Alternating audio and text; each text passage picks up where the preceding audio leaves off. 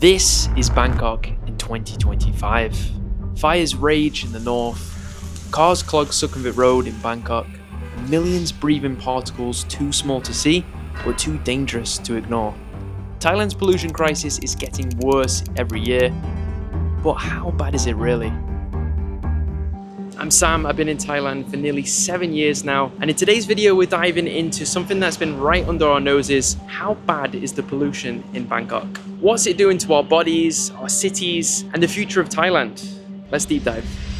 Thailand has ordered more than 400 schools in Bangkok to close for the rest of the week. Let's talk numbers. The Air Quality Index, or AQI. This measures how clean or polluted the air is. An A score under 50 means it's clean, over 150 dangerous, and over 300 stay inside. Bangkok's AQI regularly spikes over 150 in the dry season. That's worse than New York on a bad day. And well, while it's not quite as extreme as Delhi or Beijing, we're not quite far behind. Many have complained about their nose being constantly congested, also having difficulty breathing, and healthcare professionals have noted a rise in problems due to pollution, including coughing, sore throats, and eye irritation. Vulnerable groups such as the elderly and children are more at risk. Many schools in Bangkok have cancelled their morning national anthem assembly due to these pollution levels. The pollution crisis in Thailand is really that bad. And if you're thinking about coming to Thailand, you can plan your trip to avoid the worst of it, which leads me on to my next point. Where's the pollution coming from? There's no one source to blame for this problem, but traffic is a huge aspect of this.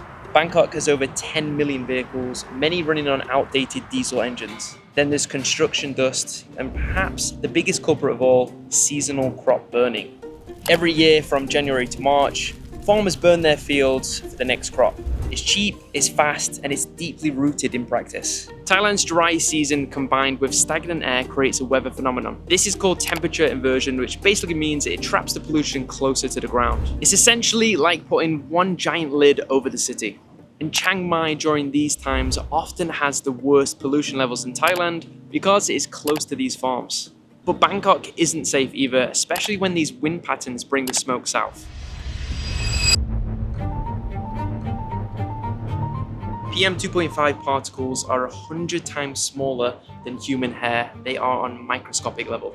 They don't just cause coughing, they can trigger heart disease, asthma, and even brain development problems in small children. Street vendors and motorbike riders who spend most of their days outside in Bangkok are the ones that will be most affected by this. And who knows, if the problem gets worse and worse, we might see the decline of street food in Thailand. That makes me very sad. Imagine Bangkok without street vendors. I just can't picture it. You might think that I'm exaggerating, but pollution is something that myself and others living here have to experience most days. I actually used to ride my bike to work when I was a teacher here in Bangkok every day. And I remember waking up some mornings with itchy eyes and sneezing. So these days I actually try not to ride my motorbike as much, and I have an air purifier in my room that's running 24/7. It's just become part of my life living here, and I'm sure that others would tell you the same story. And as a person that likes to exercise and eat healthy, if the pollution affects me this much, I can't imagine what it's doing to the elderly and children. In fact, this problem has persisted for over a decade now, and the long-term side effects are starting to show. So there's a study published in Thailand in 2023. It shows that annual mortality in Thailand is estimated at over 1,000 killed by cardiopulmonary disease, and over 300 lung cancer deaths caused by air pollution. These scary numbers are a good reason to take pollution seriously, even if you can't see it. And that is why I always have my air purifier on.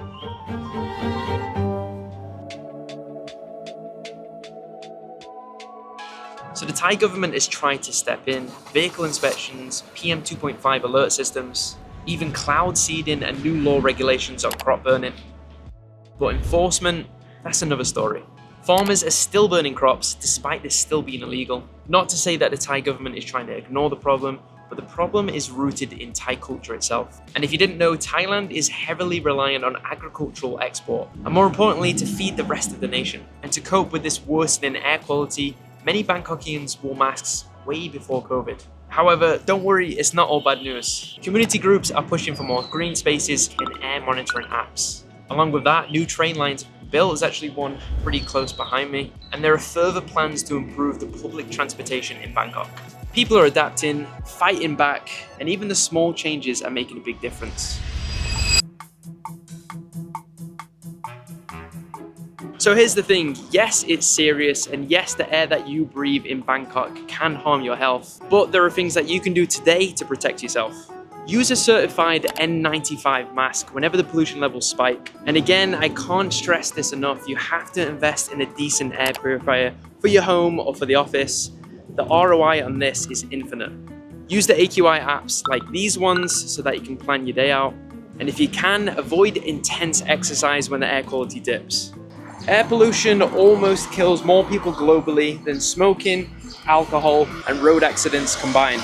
If you're visiting Thailand and you want to avoid the high pollution, aim for May to October because that's when the rainy season clears the air. And if you're on a short trip, I wouldn't worry too much about the long-term effects. You have to be continually exposed to develop a serious condition, which is why it can be dangerous for those living here long-term.